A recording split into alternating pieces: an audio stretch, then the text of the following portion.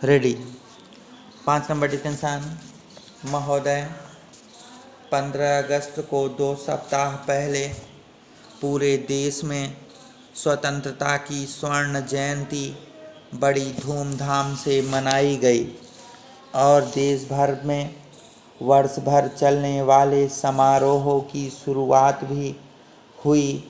इस अवसर पर यह एक महत्वपूर्ण प्रश्न भी कुछ लोगों के मन में उठा कि अंततः ये आनंदोत्सव किसके लिए है और यह समारोह मनाने का अधिकार किसे प्राप्त है। सरकार को, राजनेताओं को, राजनीतिक दलों को, राजनीतिक दलों के कार्यकर्ताओं को, टीवी चैनलों को, विज्ञापन एजेंसियों को, बुद्धिजीवियों को, स्वतंत्रता सेनानियों को, देश की सीमा प्रहरियों को या फिर माफिया घोटाले बाजों या हवाला प्रेमियों को।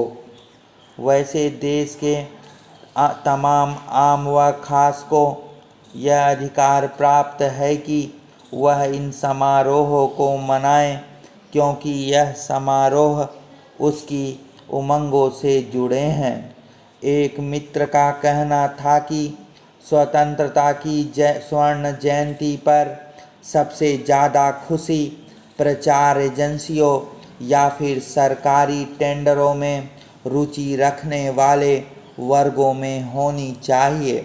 यद्यपि व्यवहारिक परिप्रेक्ष्य में यह अनुपात गलत नहीं होगा, लेकिन स्वतंत्रता की स्वर्ण जयंती के अवसर को इतनी संकुचित दृष्टि से देखना उचित नहीं होगा।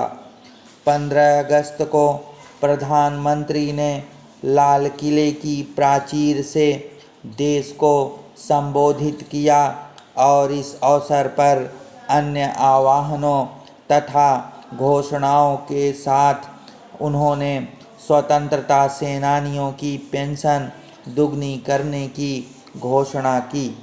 इसे भी भिन्न भिन्न लोगों ने अलग अलग रूप से लिया, लेकिन मैं सोचता हूँ कि हमारी स्वतंत्रता के संघर्ष के इन सेनानियों ने यह लड़ाई केवल इसलिए तो नहीं लड़ी होगी कि स्वतंत्र भारत की सरकार उन्हें कुछ पेंशन व कुछ सुविधाएं देकर अपने कर्तव्य की इतिश्री कर लेगी।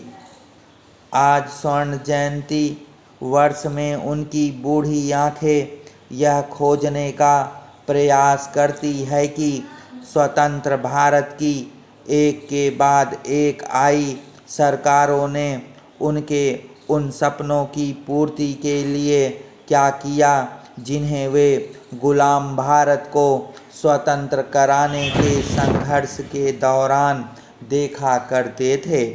उनकी आंखें आज भी यह ढूंढती हैं कि देश के सबसे निर्धनतम व्यक्ति के घर में भी हम खुशी का दीपक जला सकने के राष्ट्रपिता बापू के सपनों को क्यों साकार नहीं कर सके। केवल स्वतंत्रता सेनानियों की पेंशन दुगनी कर देने भर से कुछ नहीं होगा।